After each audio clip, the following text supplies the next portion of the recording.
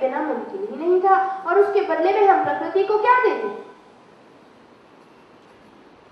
केवल वृक्ष काटते हैं, उतना ही। प्रकृति का शोषण करते, उतना ही। इसीलिए हमें उन्हें भगवान कहा। हमने सूर्य देवता को भगवान कहा। सूर्य देवता हमें दिन भर कितनी ऊर्जा प्रदान करते हैं, अब तो सभी को पता है। सोलर एनर्जी कितनी हम उसे अपने जीवन में यूज कर सकते हैं। बदले में हम सूर्य को क्या दे सकते हैं? रोज सुबह सूर्य को अर्घ्य चढ़ा रहे हैं। ये हम सूर्य को थैंक यू बोल रहे हैं, सूर्य को धन्यवाद कर रहे हैं। माता पिता को भगवान कहा। माँ बचपन से बालक को कितना कुछ देती है, बदले में हम क्या कर सकते हैं? पिता अपनी पूरी जिंदगी परिवार को बेहतर बनाने के लिए, परिवार की सुख सुविधा के लिए घिस डालता है। भगवान कहा, जहां कहीं भगवान ना, उनके हमारे पर अतिशय उपकार है।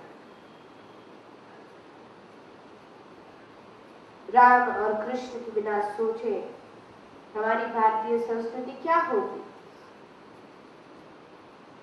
सिर्फ ये दो व्यक्तित्व को निकाल दीजिए, हमारी संस्कृति में क्या बाकी रहेगा? बहुत कुछ दिया। इसी तरह हर एक शक्ति के पीछे, हर एक देवता के पीछे अलग अलग शक्ति का प्रतीक लगा हुआ है, और वो शक्ति जो हमें मिल रही है उसे भगवान कहा, देवता कहा। एक चेतयते विश्वम विश्वं चेतयते। दूसरी बात कही, यो जागृत शयानेऽस्मिन्, जो हमेशा जागते रहता है, जो हमेशा जागृत है, वो ईश्वर है। प्रभु हमेशा जागृत है। एक संत ने बहुत अच्छी बात कही, चींटी के पैरों में पायल बजे, वो भी मेरा साहिब सुनता है। छोटी सी चींटी, उसका पैर, उसमें भी छोट छोट पायल, वो भी बजे, वो भी मेरा साहिब सुनता है। प्रभु जागृत है। हम सोचेंगे अच्छा, जब सब सो रहे हो और जो जागृत है वो ईश्वर है, तो जिनकी भी नौकरी नाइट ड्यूटी में हो, या तो नाइट के जो भी वॉचमैन हो, उनके मंदिर बनने चाहिए। नहीं, जो जागृत रहकर भी सो रहे हैं वो जीवात्मा है। क्या हमारे अंदर ज्ञान जागृत हुआ है? क्या हमारे अंदर हमारी आत्मशक्ति जागृत है? आंखें खुली रखकर भी हम सो रहे हैं, क्योंकि आंखें खुली रखकर भी संसार में हमें जो सत्य है वो दिखाई नहीं पड़ता। आंखें खुली रखकर भी हमें सुख दुख, चिंता, विकार, विषय जैसी बाधाएं मिलती है, और उसमें हम उलझे रहते हैं।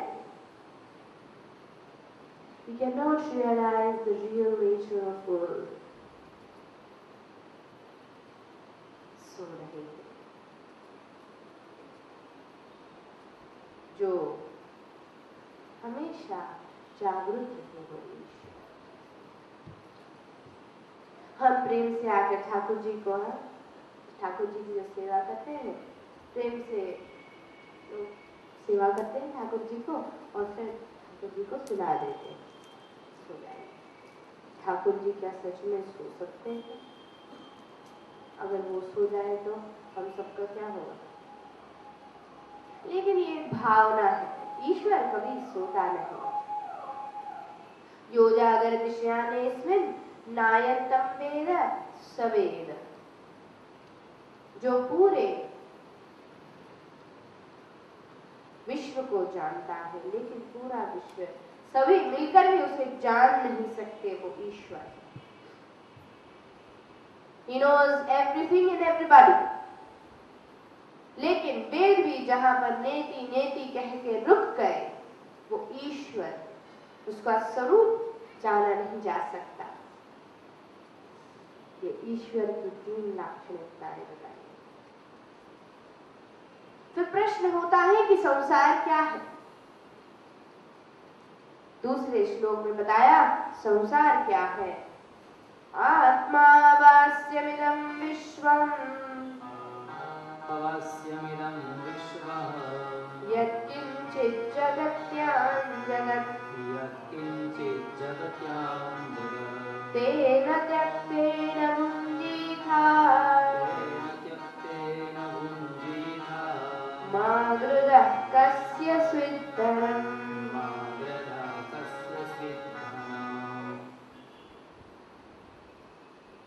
ईशावास्य उपनिषद का प्रथम मंत्र का प्रथम चरण है ईशावास्यमिदं सर्वम्। उसमें से थोड़ा सा बदलाव करके भागवत में श्लोक है आत्मावास्यमिदं विश्वम्। ये संसार क्या है? ये संसार परमात्मा ने अपने रहने के लिए घर बनाया। बार बार भागवत में देखिए ये बात आती है, संसार बुरा नहीं है, बुरा है, बुराई है तो वो हमने, हमारे देखने के दृष्टिकोण में। जैसे मैंने कहा, जल कमलवत रहिए, अपने अंदर की स्वस्थता को हम टिकाए रखें और संसार में जिए तो कोई तकलीफ नहीं है। ईश्वर ने रहने के लिए अपना घर बनाया, वो संसार है। तो हम किस प्रकार से आते हैं संसार में? किसी के घर में रहने जाना हो तो कैसे जा सकते हैं? या तो मेहमान बनकर या तो सेवक बनकर। अगर मेहमान बन के जाना है तो उस घर के मालिक से पहचान होनी चाहिए या तो मित्रता होनी चाहिए। संसार में मेहमान बनकर आना यानी ईश्वर के बारे में ज्ञान होना, ईश्वर से जान पहचान होनी, ये ज्ञान मार्ग। ईश्वर को ज्ञान मार्ग। दूसरा मार्ग है सेवक बन के रहना। सेवक बन के यदि हम आए, सेवक भाव से अगर हम रहे तो ये भक्ति मार्ग है। सेवक दिन प्रतिदिन सोचते रहता है कि मेरे मालिक को क्या चाहिए होगा, उन्हें क्या पसंद होगा, मैं अच्छी से अच्छी तरह अपने मालिक को कैसे खुश रखूं। तो सेवक संसार में रह पाएगा ना, तो ही तो मालिक उस पर खुश रहेगा। भक्ति मार्ग। हम किसी के यहाँ मेहमान बनकर गए हो, 4-5 दिन रहने के लिए गए हैं, बड़ा संस्कारी परिवार है, सारी व्यवस्था कर रखी है, इतना ख्याल रखते हैं अपने घर का, अच्छे से अच्छा कमरा आपके लिए रहने को दिया, पास से अच्छी सी ऐसे फ्लावर अरेंजमेंट की है, नई बेडशीट लगाई है, एकदम स्वस्थ स्वच्छ कमरा है। कितना अच्छा लगता है। अरे वाह, हमारे लिए कितनी मेहनत करते हैं। जो भी पहुंचे आपको चाय पानी पूछेंगे, नाश्ता पूछेंगे, फिर खाने का समय हुआ नहीं कि टेबल पर सारा खाना तैयार, इतना खाना बनाते हैं। हम कहेंगे बहन जी इतनी मेहनत की आपने, कहेंगे नहीं ये तो कुछ भी नहीं। कितना ख्याल रखते हैं हमारा। और इन 4-5 दिनों में समझिए एक बार आपको कोई सब्जी अच्छी नहीं लगती, वो सब्जी अगर खाने में आ गई तो आप ना तो कह नहीं सकते, संस्कार आप क्या करेंगे, कम खाएंगे थोड़ा। लेकिन यदि घर वाले सियाने होंगे, समझ जाएंगे, आपको पूछेंगे अभी क्या बात है, आपको ये सब्जी पसंद नहीं, कब ले रहे हैं आज आप? नहीं ऐसी कोई बात नहीं, आप इतना रोज बनाते हैं तो सुबह नाश्ता जरा ज्यादा हो गया, ऐसी कोई बात नहीं, अब बढ़िया बनाया, बहुत अच्छी सब्जी है तो ये सेहत के लिए कितनी अच्छी होती है, वाह वाह, हम कितने सयाने हो गए। अगर घर में किसी ने ये सब्जी बनाई होती तो किसने बनाई ये सब्जी, पता नहीं चलता, मुझे अच्छी नहीं लगती, खाना नहीं देना था तो बता देना था। पूरा घर से बचड़ा गया। संसार में भी यह समझ कर जिए, यदि मेहमान बन के आए हैं तो भी परमात्मा ने हमारे लिए कई सुख सुविधा के साधन रखे हैं। यूं तो प्रभु की बहुत कृपा है। सोचिए जरा, आप सबसे मैं एक प्रश्न पूछूं, ज्यादा करके मेरे सामने इस वक्त मुझसे बुजुर्ग लोग बैठे, आप जब 18, 19, 20 साल के थे, जीवन की शुरुआत की, तब मन में कोई विचार के साथ जीवन की शुरुआत की होगी कि जीवन में इतना इतना पाना है, इतना मिल जाए, फिर बस भगवान और कोई इच्छा नहीं, बस इस मुकाम पर पहुंच जाए, इतना मिल जाए बहुत हो गया, मिनिमम इतनी आवश्यकता है। अब उस समय जो सोचा था उसके आधार पर अब सोच कर देखें, जो आपने सोचा था उससे परमात्मा ने ज्यादा ही दिया है या कम, ऑनेस्टली सोच कर देखें। जितना आपने पुरुषार्थ किया, जितनी आपकी कामना थी, उससे ज्यादा दिया है या नहीं? जिनको लगता है ज्यादा दिया वो हाथ पकड़ देखिए, बहुतांश लोग फिर भी हम मांगते रहते हैं, प्रभु इतना कम है, ये कम है, वो कम है, इतना नहीं पता चला। प्रभु ने इतनी कृपा की हम पर, इतने सुख आए, तो कभी कभी कुछ हमें न अच्छा लगे वो भी आ जाए, मेहमान के तौर पर जाने दे, छोड़ो 100 साल के लिए आए हैं, जाने दो, ये दिन भी चला जाए।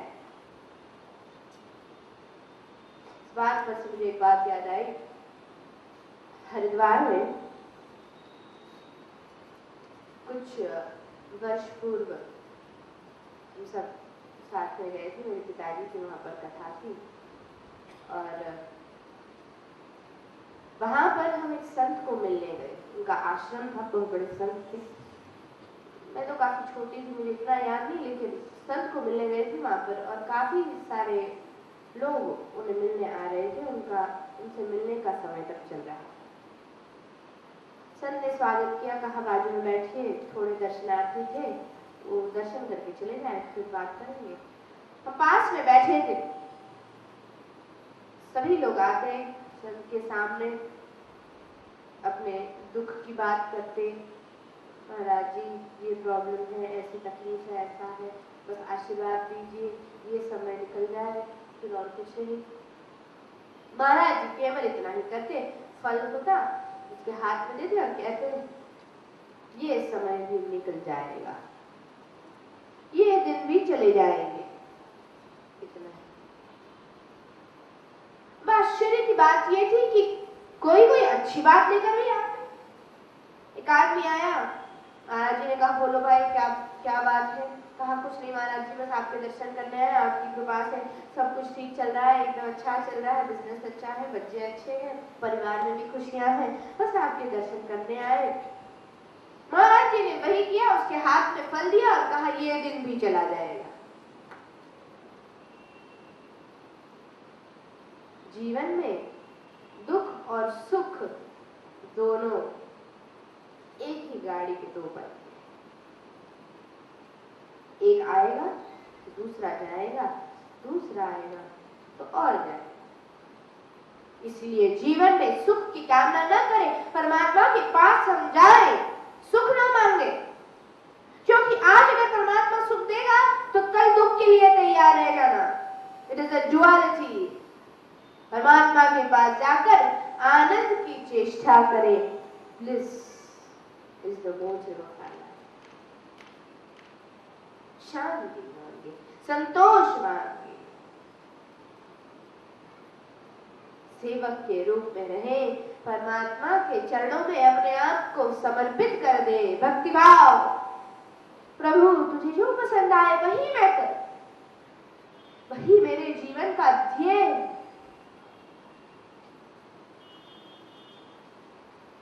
इतना पॉजिटिव एटीट्यूड हमारी संस्कृति में दिया। संसार या ईश्वर का घर, फिर फरियाद की कोई गुंजाइश ही नहीं रहती। जब तक हम संसार में इस भाव से रहते हैं, हम अपने आनंद में मग्न हैं और संसार में अपने कर्तव्यों को भी निभा रहे हैं, तब तक कोई तकलीफ नहीं। तकलीफ कब शुरू होती है? जब संसार हमारे मन में रहने लगता है। जब तक जीवात्मा संसार में रहे तब तक कोई तकलीफ नहीं, जब संसार जीवात्मा के अंदर रहने लगे तब तकलीफ है। इसमें गलती जीवात्मा की है और हम दोष संसार को देते हैं। उदाहरण के तौर पर, कितने बजे? अभी 5:30। जैसे ही मैंने कहा कि 5:30 बजे, सभी यहाँ पर जितने लोग बैठे हैं उतने अलग अलग विचार सभी के मन में आए होंगे। भाइयों ने सोचा होगा, यूं तो 5, 5:15 को बोल दिया था मैंने कि उनका ऑफिस बंद करने को, बंद की होगी या नहीं, ठीक से ताला मारा होगा या नहीं। बहन ये सोचेंगी कि बड़ी लड़की ट्यूशन से वापस आने वाली थी, टेबल पे उसका दूध ढक के रखा है, पिया होगा या नहीं, या दूध वाला या इस्त्री वाला या कोई आया होगा या नहीं, कोई दरवाजा खोलेगा या नहीं। संसार को दिमाग में लेकर एक बार एक जगह पर छोड़ दिया, लिव वेयर यू आर। हम जहां पर है वहां पर 100% जिए। जीवन के आधे दुख इस वजह से, घर छोड़कर आए लेकिन घर छूटता नहीं, घर साथ में दिमाग में घूमते रहता है। जहां है वहां पर 100%। घर में भी हो, जब घर में हो तब समाज के विचार आते हैं या तो फिर भक्ति के विचार आते हैं। जब अपना कर्तव्य कर रहे हो, संतानों की सेवा कर रहे हो, पति की सेवा कर रहे हो, तब 100% मैं कहती हूँ ध्यान उसमें रखें। जब आप अपना कोई कार्य कर रहे हैं, ऑफिस में हो, स्कूल में हो, कॉलेज में हो, 100% ध्यान वहां रखें। Give your 100% to everything. हम जहां हैं वहां बटे हुए हैं। हम पूरी तरह से हमारी कैपेसिटी को यूज भी नहीं कर सकते, इसलिए दुख।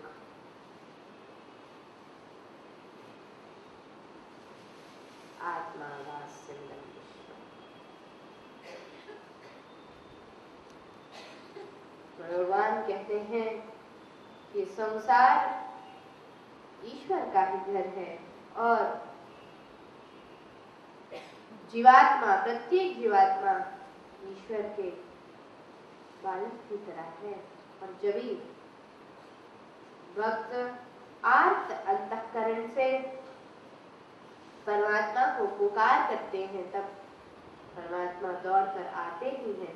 इस बात को समझाने के लिए गजेंद्र मोक्ष की कथा कही है।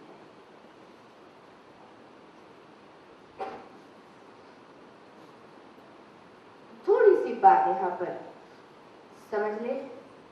जो भागवत का इस प्रकार से हम श्रवण कर रहे हैं। मनु भगवान की हमने बात की। इस कल्प में 6 मनु हुए थे। प्रथम मनु थे स्वयंभू मनु। दूसरे मनु थे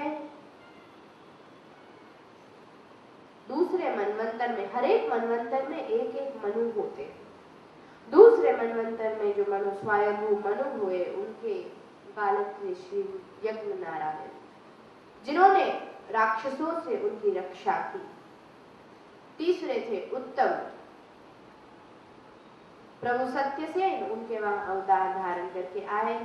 चौथे मनवंतर में प्रभु ने हरि का अवतार लिया और तब गजेंद्र का ग्राह से बचाव किया।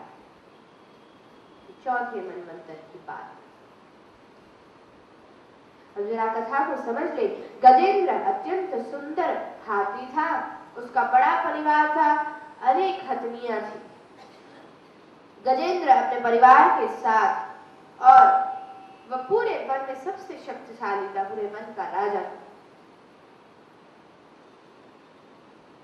अपने परिवार के साथ गजेंद्र त्रिकुटाचल पर्वत पर रहता था।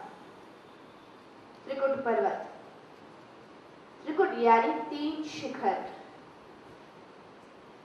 जीवन में भी जब आदमी श्रेष्ठ से श्रेष्ठ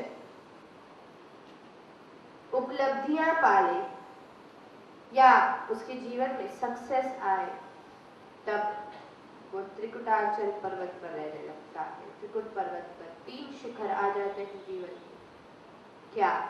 काम, क्रोध और लोभ। देखिए आप, जितना आदमी पाता जाए, जितना आदमी ज्यादा से ज्यादा जीवन में सफल हो जाए, उतनी ही उसकी इच्छाएं बढ़ती जाती, उतना ही उसका लोभ, उतना ही उसका क्रोध बढ़ते जाता, उतना ही, और इन सभी की वजह से उसका अहंकार भी बढ़ते जाता।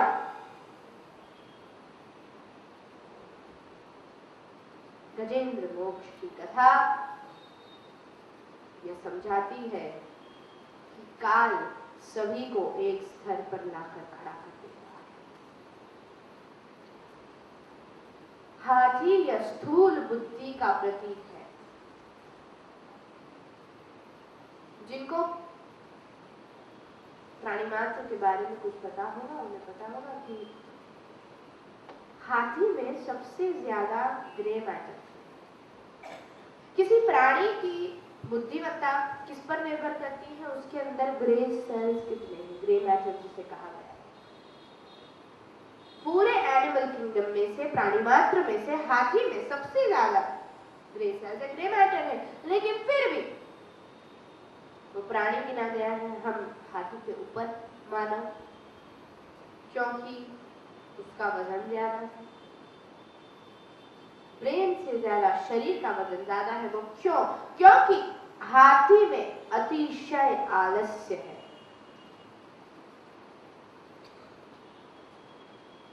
त्रिकुट पर्वत पर रहने वाला जीवात्मा, जिसमें ये 3 बातें कूट-कूट कर भरी हुई है, वो परमात्मा की प्राप्ति के लिए आलस्यमय हो जाता है। जब जीवन में सब कुछ है, जब इस जीवन मन का व्यक्ति राजा बन जाता है, तो क्या सोचता है? मुझे किसकी जरूरत है? तब ईश्वर की, तब परमात्मा की, तब आत्मशुद्धि की जरूरत महसूस नहीं होती। मेरी जिंदगी में क्या कमी है? काफी हो जाता है, उसकी बुद्धि स्थूल हो जाती। स्थूल यानी रुक जाती, स्टेबलाइज हो जाती है एक पर, एक ही चीज के पीछे स्थूल। हाथी यह अतिशय कामना का भी प्रतीक है। अतिशय काम प्राणी है, इसीलिए उसे लगाव ज्यादा होता है। जीवन में कामना लगाव पैदा करता है, जो भक्ति मार्ग में रुकावट। गजेंद्र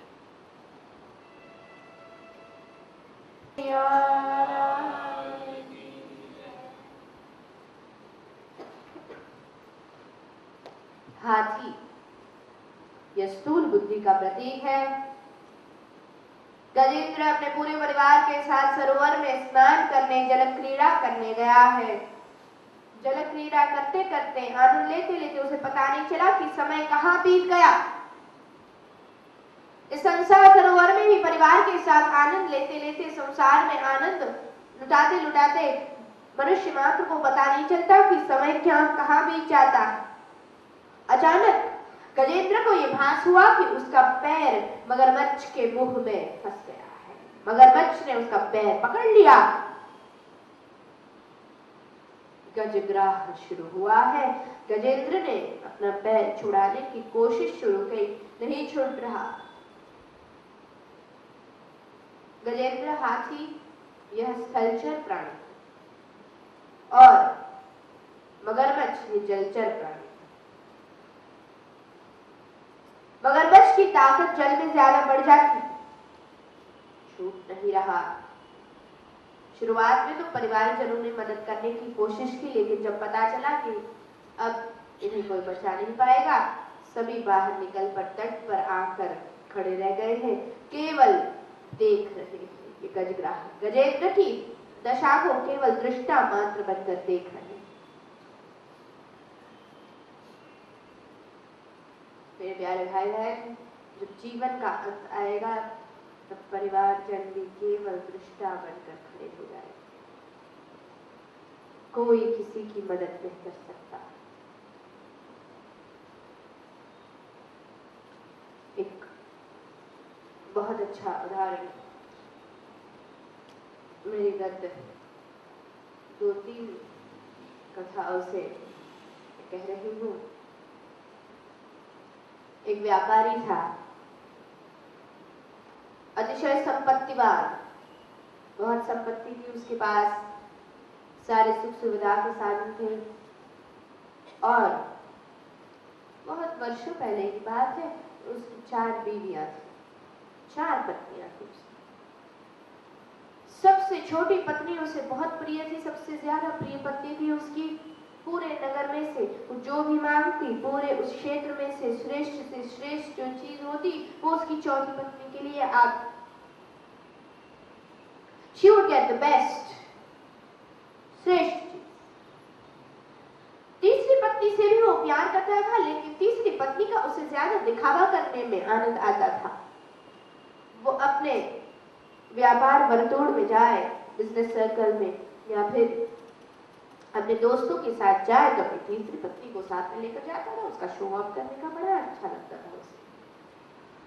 दूसरी पत्नी से भी लगा था, लेकिन दूसरी पत्नी से वो सलाह सूचना करता, जहां कहीं भी वो जीवन में रुक जाता, कहां कहीं कोई प्रॉब्लम आ जाती, वो दूसरी पत्नी से पूछता और वो जो बताती उस प्रकार से वो आगे बढ़ता। दोस्ती का भाव। पहली पत्नी अपने पति से बहुत प्यार करती थी, शुरुआत से उसके साथ थी, जब कुछ नहीं थे तब से आधार दिया था और आज भी पूरा घर उस पर अवलंबित था। लेकिन व्यापारी को इससे ज्यादा लगा, लेकिन फिर भी प्रथम पत्नी उसकी आंख बंद करके सेवा करती, बहुत प्यार करती थी उससे। अब ये व्यापारी की उम्र हुई, चाहे कितने भी संपत्ति, कितने भी पैसे इकट्ठा कर लो, समय को खरीद नहीं पाएंगे। तबीयत खराब हो गई, सभी डॉक्टरों ने हाथ ऊपर कर लिए, कहा बस अब गिने चुने दिन या गिने चुने घंटे हैं, उल्टी गिनती गिनना शुरू कर दो। जब व्यापारी को ये बात पता चली तो अपने पूरे जीवन के बारे में सोच रहा था, वाह मैंने अपनी मेहनत से सब कुछ खड़ा किया, कितनी मेहनत की और उतना मुझे परमात्मा ने दिया भी। मेरा कितना विशाल परिवार, सब परिवार के साथ कितना मैं आनंद से रहा और जितनी संपत्ति थी उस प्रकार से मैंने सुख सुविधा के साधन भी बहुत भोगे हैं, अच्छा जीवन। फिर वो सोचने लगा कि मैंने अपने परिवार को इतना सब कुछ दिया, अब जब मेरा अंत समय आया है तो क्या मैं अकेला रह जाऊंगा? मेरे साथ कौन आएगा? इस व्यापारी ने अपनी चौथी पत्नी को बुलाया और पूछा, मैंने तुमसे सबसे ज्यादा प्रेम किया है, तुम्हें श्रेष्ठ से श्रेष्ठ चीजें दी। क्या तुम मेरे साथ चलोगी? मैं मृत्यु, मुझे अकेले नहीं जाना, तुम मेरा साथ दोगी? चौथी पत्नी ने कहा, पागल हो गए बच्चे बच्चे, मुंह फिरा के चले गए। व्यापारी की आगे की बात भी नहीं सुनी। तीसरी पत्नी व्यापारी ने पूछा, उसे बहुत बुरा लगा चौथी पत्नी की बात। अरे मैंने इससे इतना प्यार किया और ये मेरी बात तक नहीं सुन रही मेरी आखिरी सांसों में। तीसरी पत्नी को बुलाया और कहा, मैंने तुम्हें हमेशा अपने साथ रखा, तुम्हें भी काफी प्यार किया, तुम मेरे साथ चलोगे? मैं जहां गया सब मेरे दोस्तों के साथ मैं तुम्हें लेकर गया, अब तुम आओगी मेरे साथ?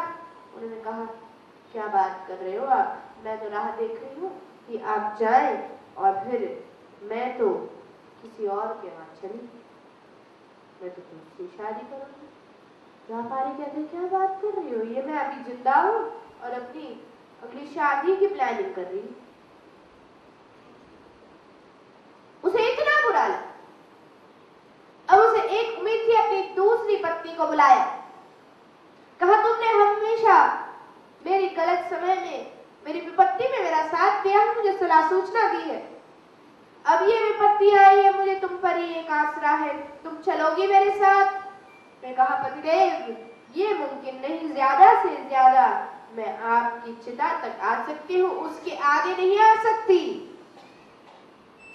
व्यापारी ने सोचा, इतना भव्य जीवन जीने का क्या फायदा जब मेरी खुद की पत्नी आई मेरे साथ आने को तैयार नहीं।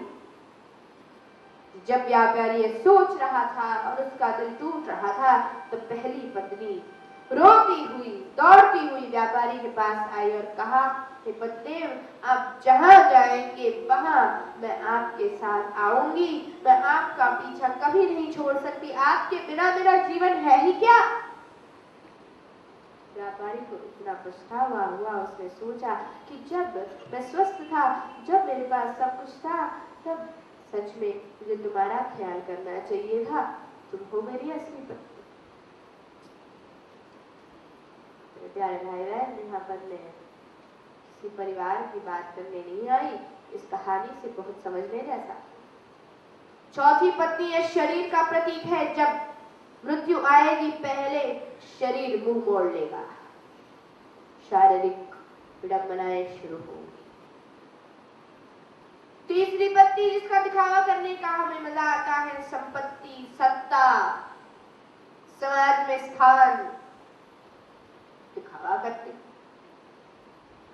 वो पत्नी, संपत्ति आज हमारे हाथ में है, कल किसी और के पास जाएगी, सत्ता हमारे हाथ में है, कल किसी और के पास जाएगी, टिकती नहीं एक हाथ। दूसरी पत्नी परिवारजन, स्वजनों का प्रतीक है, स्वजन ज्यादा से ज्यादा चिता तक आएंगे, उससे आगे नहीं। पहली पत्नी आत्मा का प्रतीक है, जो पहले भी साथ थी और अंत तक साथ देगी, उससे आगे भी साथ देगी।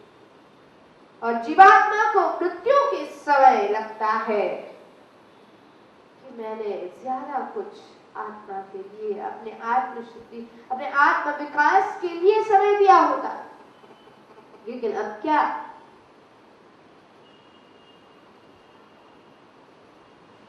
गजेंद्र को भास हुआ, मेरा परिवार जाकर तट पर खड़ा हो गया।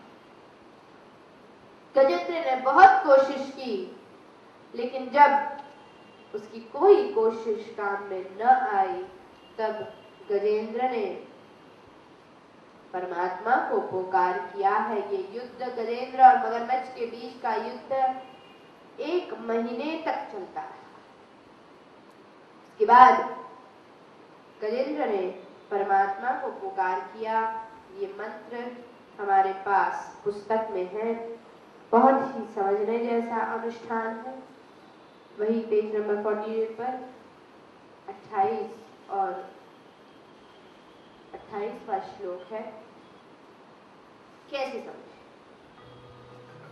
जीवन में कई बार ऐसे होता है कि अचानक कोई मुसीबत आ पड़ती, आपके जीवन में कोई भी मुसीबत हो, शारीरिक, मानसिक, पारिवारिक, सामाजिक, राजकीय, कानूनी,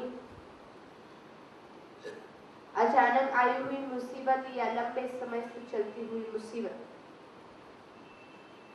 और यूं लगता हो कि एक ही परमात्मा का आधार है, प्रभु कहीं से इसका तोड़ निकाले, तब इस गजेंद्र स्तुति का अनुष्ठान करें। प्रभु जरूर आकर मदद करते हैं। आइए एक एक चरण मैं बोलूंगी, मेरे बाद आप सभी। ओम नमो भगवते तस्मै,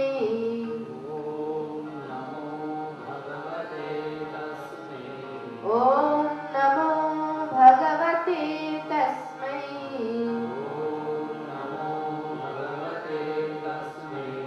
यत एतच्चिदात्मकम्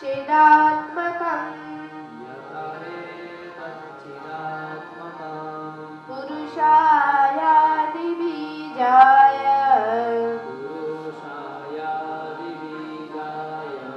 परेशाय भिधीमहि, यस्मिन्निदं यतश्चेदं, येनेदं य इदं स्वयं, योऽस्मात् परस्माच्च परः,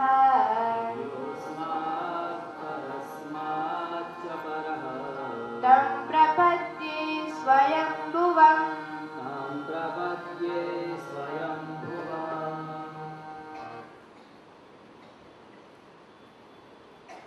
दास ने बहुत अच्छा एक पद लिखा,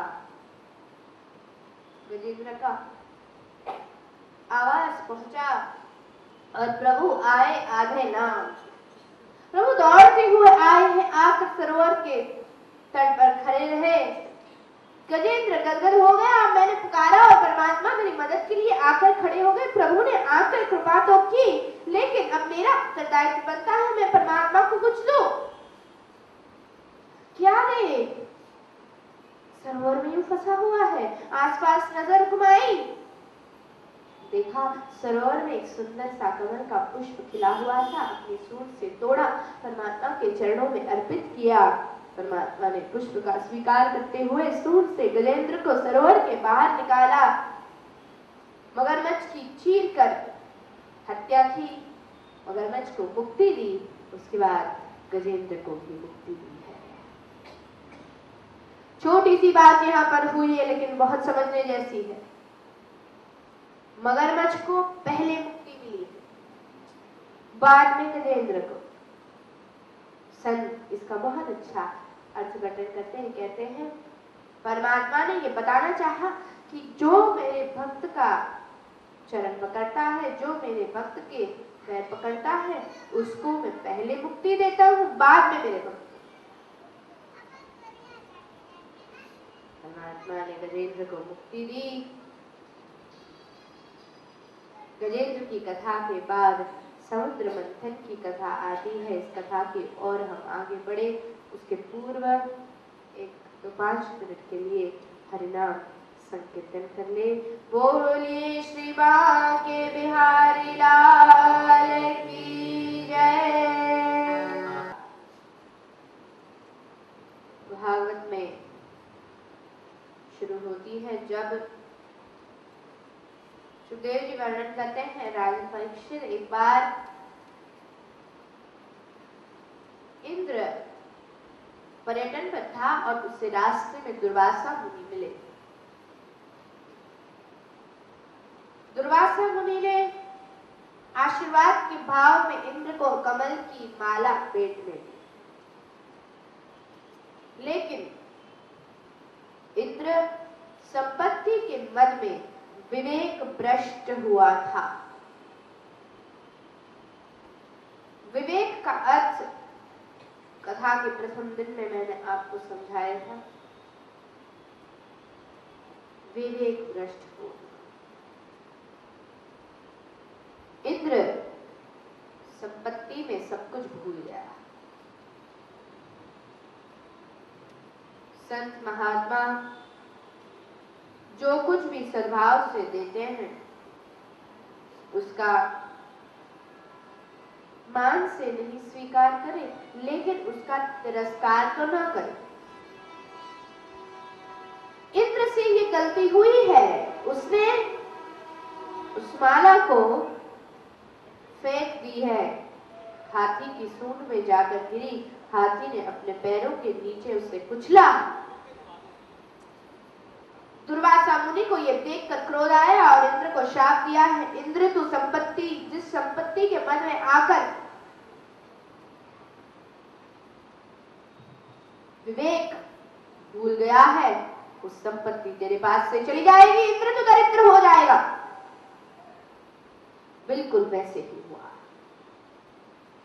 देवों की सारी संपत्ति चली गई। कैसे चली गई? कर्दम ऋषि, उसकी 2 पत्नियां थी, दीति और अदिति। दीति के पुत्र दैत्य, अदिति के पुत्र आदित्य।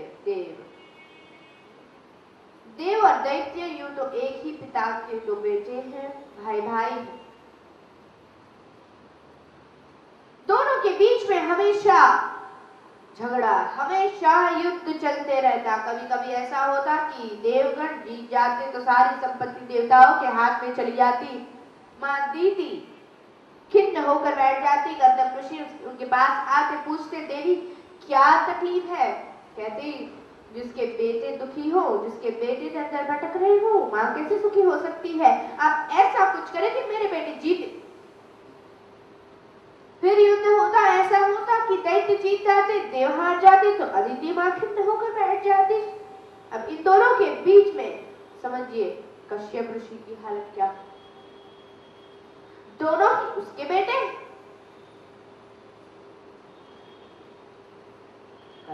जीवात्मा का प्रतीक है।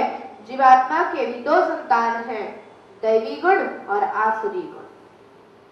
गीता में श्री कृष्ण ने इसके बारे में बताया है 16वें अध्याय। दैवी और आसुरी दोनों हमारे ही अंदर है और दोनों के बीच में हमेशा संघर्ष चलते रहता है। जब भी आदमी कोई गलत काम करता है, अंदर से आवाज आती है, चाहे फिर जितने हम बड़े होते जाए उतने हम सयाने हो जाते हैं आवाज दबाने में, लेकिन आवाज तो आती, ये गलत हो रहा है। फिर हम किसे जीतने देते हैं कि हम पर संघर्ष चल रहा है। देवताओं की संपत्ति चली गई। सारे देवता अच्युत भगवान के पास गए, प्रार्थना की है, प्रभु हम इतने सारे पुण्य करके देव योनि में आते हैं और देव योनि में आकर हमें करना क्या है? दैत्यों के साथ झगड़ना है, उनके साथ युद्ध करना है। उसमें तो कई बार देवतागण मर भी जाते, मृत्यु हो जाती है। क्या फायदा है देव योनि में आकर? आप ऐसा कुछ करें कि हम विजयी हो। अच्युत भगवान ने कहा, देवतागण गलती तो तुमसे हुई है, लेकिन क्योंकि तुम्हें उसका पछतावा है, देवतागण एक काम करो, तुम समुद्र मंथन करो। समुद्र मंथन यह समाधान की कथा है। अच्युत भगवान ने कहा, समुद्र मंथन करते समय किसी भी पदार्थ में आप क्रोध, लोभ या लालच न रखना। देवताओं ने कहा ठीक।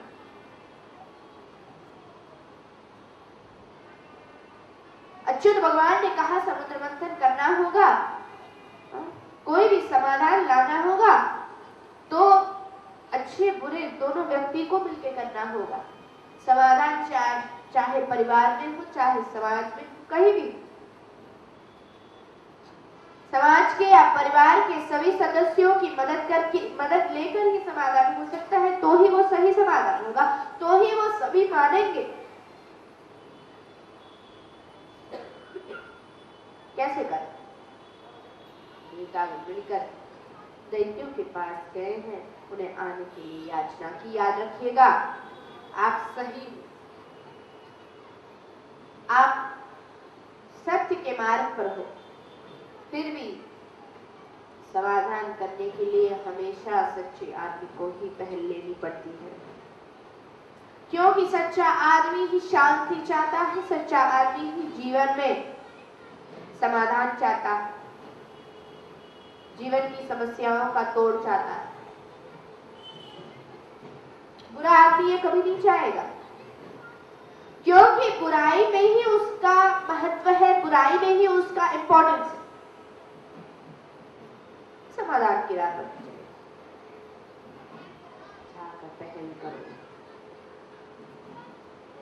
मंदराचल पर्वत को समुद्र में पधराया है, सारी औषधियां पधराई है, वासुकी नाग की रस्सी बनाई।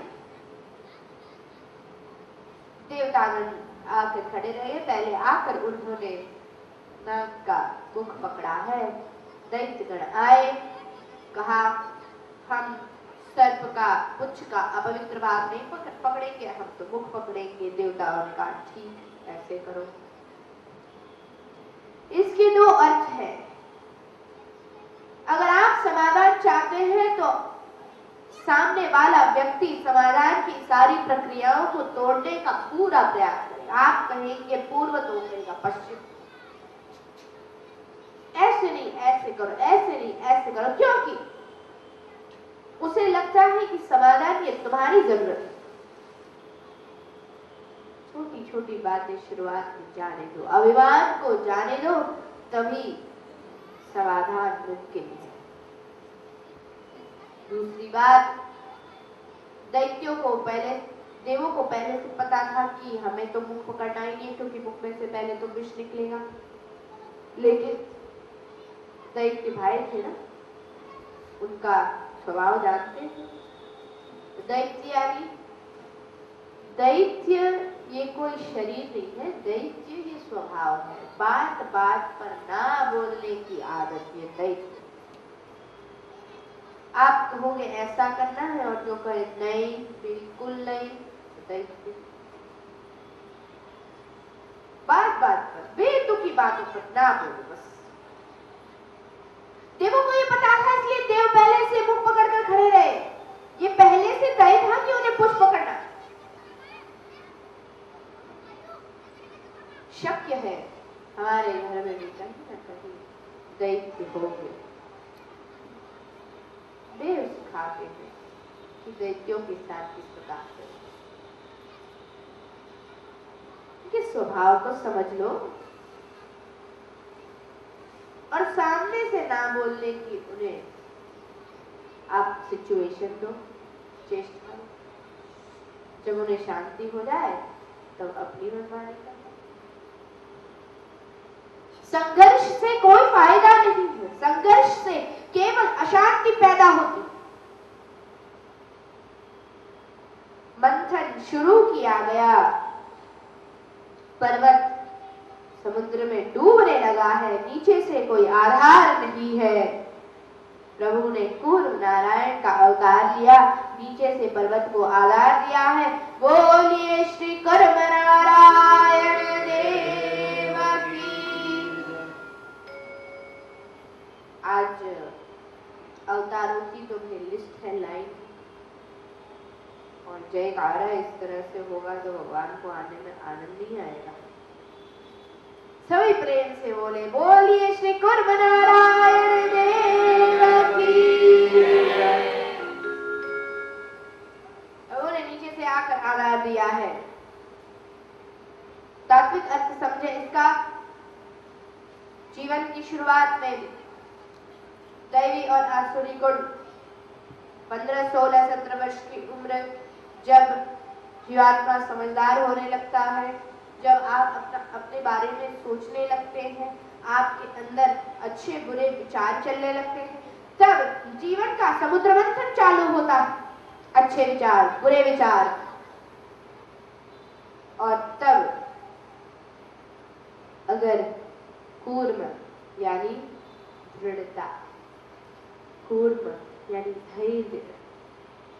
जीवन में यदि धैर्य नहीं होगा तो पर्वत डूबने लगेगा, जीवन का कोई आधार नहीं रहेगा। ज्यादा करके आप देखिए युवा पीढ़ी में धैर्य नहीं है, कुछ ठान ली गलत है, बुजुर्ग कहेंगे बेटा ऐसा मत करो, ये सही नहीं है तुम्हारे लिए, सुनने का भी धैर्य नहीं है। आप बीच में ना बोले, मुझे पता चलता है मुझे क्या करना चाहिए, केवल सुनने का तो धैर्य रखें। उससे कहा आपकी यही फरियाद है, इम्पेशेंस, इतने उत्तेजित रहते हैं पूरे दिन। ये उम्र ही ऐसी है जब पर्वत डूबने की शुरुआत करता है, उसे आधार केवल धैर्य से मिलेगा, पेशेंस। ये आधार मिलने पर सद्विचार और असद्विचार के बारे में सोचने का समय मिलता। आगे कथा आएगी, समुद्र मंथन में मंथन जब शुरू हुआ सर्वप्रथम जहर निकला, विष निकला। जीवन का भी जब मंथन शुरू होगा तब सर्वप्रथम कामना रूपी विषय रूपी जहर निकलता है। जितनी जनरेशन आगे बढ़ रही है उतनी देखी इच्छाएं बढ़ती जा रही है, जीवन की जरूरतें बढ़ती जा रही है। चाहिए चाहिए चाहिए चाहिए का विषय की भूख क्यों बढ़ती है? क्योंकि सर्वप्रथम गत जन्म की इच्छाएं बात करती है। शास्त्र में बताया गया है कि ये उम्र है 15, 16, 17 वर्ष की, जब जिसे कहा टीनेज। गलत विचार क्यों होते हैं? क्योंकि उसमें सर्वप्रथम गत जन्म के संस्कार बाहर निकलते हैं, गत जन्म की इच्छाएं बाहर निकलती हैं। इच्छा पूर्ति करने के लिए जीवात्मा मरता है। और उस समय जो धैर्य धर कर स्थिर होकर विचार कर अपने जीवन के ध्येय को समझे और अपनी इच्छाओं को प्रतिबंधित करे, ब्रेक लगाए इस पर, तो फिर जीवन में कल्याण होते हैं। देखिए, जिसको सबसे ज्यादा छोड़ दिया है ना, उनको विषयों का कोई भान, ये चाहे वो एग्जाम है फिर भी पता नहीं चलता, घूमना फिरना है बाहर, टीवी देखना है, जीवन के ध्येय में से भटकने की उम्र है। विष निकलता है। जब विष निकला तब देवता और दैत्य दोनों पीछे हट गए, कोई विष लेने को तैयार नहीं। पीछे से जब अमृत आता है तो सभी ने अमृत को पीने के लिए भाग दौड़ की। देखिए, अमृत सभी को चाहिए, वाहवाही सभी को चाहिए, अच्छी चीज सभी को चाहिए, लेकिन विष अमृत पीने वाले देव कहलाए, विष को पीने वाला महादेव कहलाया। देवों की लाइन में से शिव जी आगे आए हैं, कहा मैं पीऊंगा। परिवार में, समाज में जहां पर आपको शांति दिखेगी, जहां पर आपको एकता दिखेगी, वहां पर ढूंढ ही लीजिएगा, एक ना एक महादेव तो आपको जरूर मिल जाएगा। कुछ भी सही हुआ सभी लोग उसे लेने के लिए दौड़ेंगे, मैंने किया मैंने किया मैंने किया, लेकिन कुछ भी गलत हो गया तो जब गलत हो गया और वो स्वीकार करने के लिए जो आगे आए, छोड़ो मुझसे गलती होगी, चलो हम आगे बढ़ते हैं, छोड़ो उसे भूल जाओ, ये महादेव है। घर में 3-3 महारानियां हैं, और अग्नि को भड़काने के लिए एक जवान नड़न भी है। सासू माँ है। सुबह का दौड़ धूप का समय, किसी का बच्चा स्कूल जा रहा है, कोई कॉलेज जा रहा है, सब ऑफिस में जा रहे हैं। नंदन कॉलेज में है, तैयार हो रही है। बालकना भी कॉलेज में जा रही है और चूल्हे पर दूध रखा गया। चूल्हे पर दूध रखा गया था, किसी का ध्यान नहीं रहा होगा। तैयार होती होती ननद आती है, दूध उकल रहा है, बाहर निकला, देखकर ननद चिल्लाती है, उई माँ, ये तो अपशकुन हो गया। सभी घर वाले दौड़ते आ जाते हैं। बड़ी बहू रानी, उन्होंने पूछा, क्या हुआ ननद जी, क्या हो गया?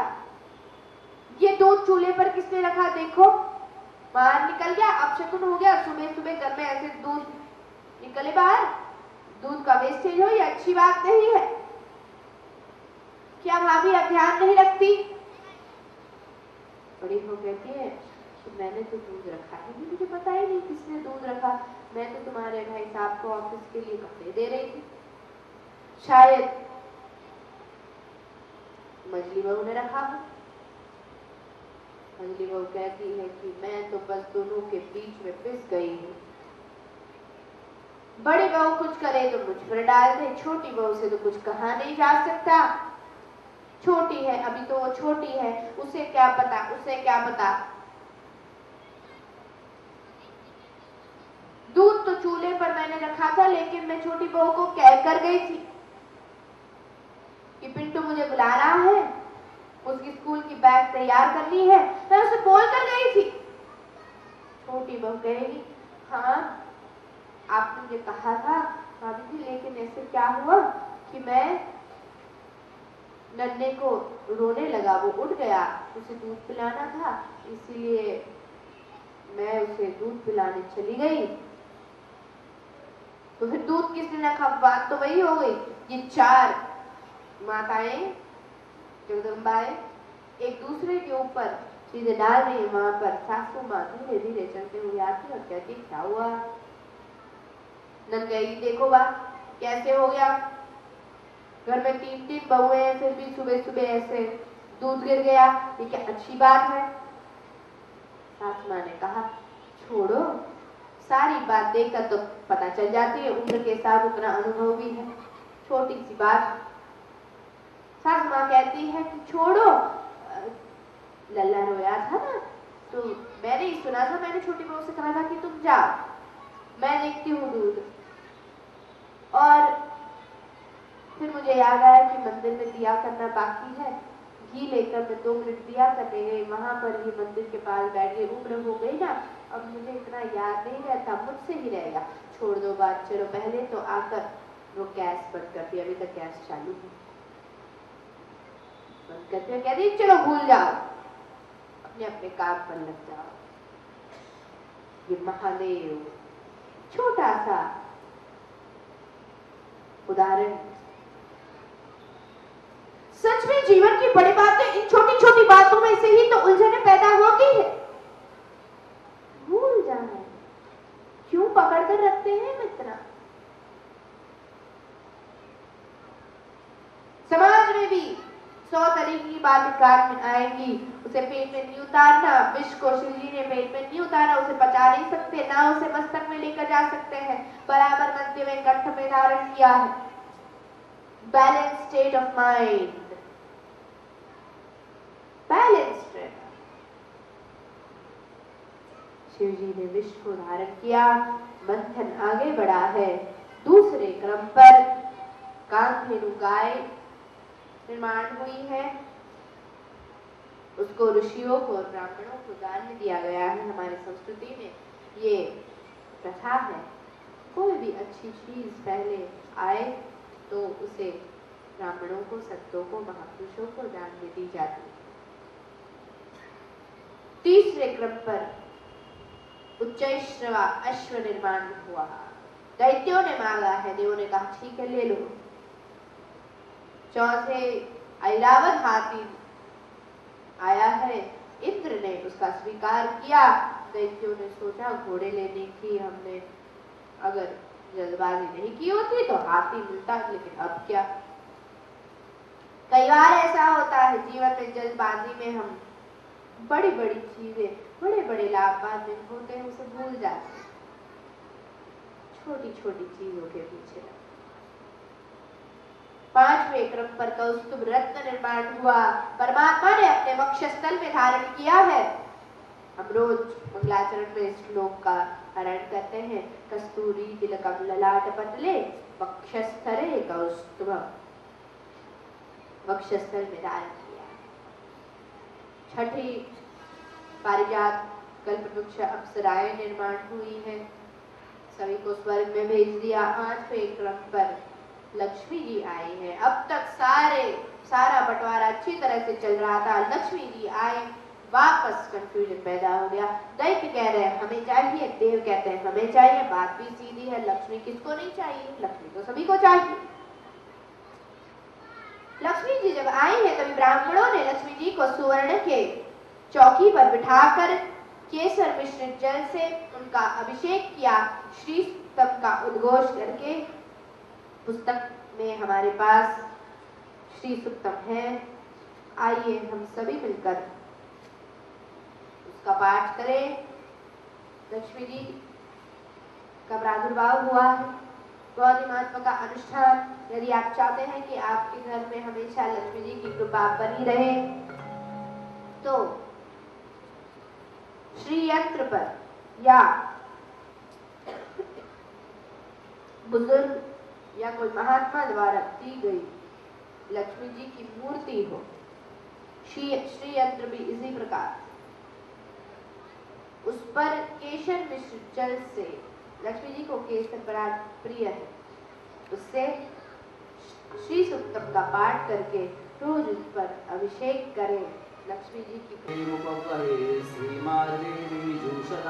कांसोस्मितां हिरण्यप्राकाराम् आर्द्रां ज्वलन्तीं तृप्तां तर्पयन्ती पद्मे स्थितां पद्मवर्णां त्वामिहोपवये श्रियम् चन्द्रां प्रभासां यशसा ज्वलन्तीं श्रियं लोके देवजुष्टामुदाराम् तां पद्मिनीं शरणं प्रपद्ये लक्ष्मीर्मे नश्यतां तां गृणे आदित्यवर्णे तपसोऽधिजातो वनस्पतिस्तव वृक्षोऽथ बिल्वः तस्या फलानि तपसा नुदन्तु मायान्